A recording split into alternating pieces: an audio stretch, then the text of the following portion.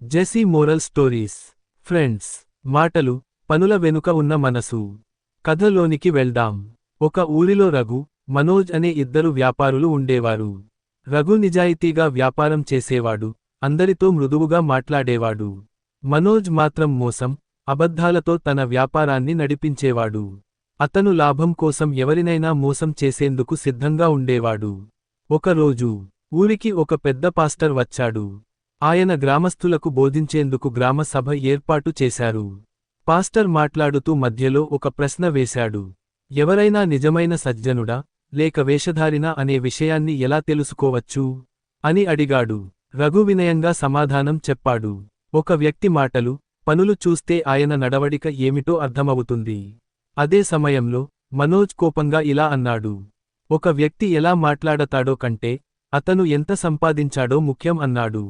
Pastor చిరునవ్వుతో మనోజ్ను చూస్తూ ఇలా అన్నారు. నేను చెడ్డవాడినయుండి ఎలాగు మంచి మాటలు పలుకగలను? నా హృదయమందు నిండియుండు దానిని బట్టే కదా నా నోరు మాట్లాడుతుంది అన్నాడు. ప్రజలు ఒక్కసారిగా మనోజ్ వైపు చూశారు. అతను చిన్నవాడిగా అనిపించుకున్నాడు. పాస్టర్ అన్నాడు, నిజ స్వభావం బయటపడినప్పుడే కదా తెలుస్తుంది.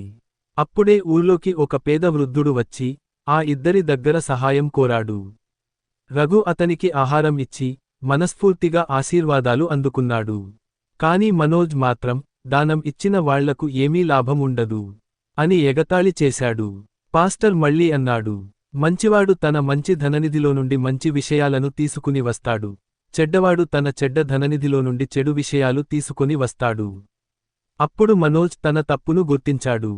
నా మనస్సు ధనాశతో నిండినందుకే నా మాటలు కూడా చెడ్డవిగా మారాయి. నేను మారాలి అని అనుకుని అప్పటినుంచి ఎవరైనా తన వద్దకు సహాయానికి వస్తే తనకు ఉన్నంతలో సాయం చేసేవాడు. అప్పటినుంచి వ్యాపారంలోనూ నిజాయితీగా ఉండేవాడు. నీతి: మన మాటలు మన మనసుకు అద్దం. మంచి మనసుంటే మంచి మాటలు వస్తాయి. మంచి పనులు చేస్తాము.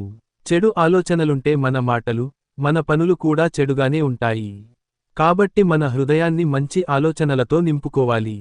పాస్టర్ అన్నాడు, మొదటిగా నన్ను నేను అర్థం చేసుకోవాలి. అప్పుడు నేను ఎలాంటి వాడనో నాకు అర్థం అవుతుంది.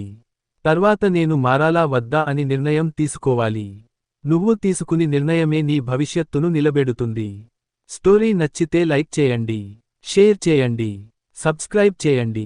Thank you.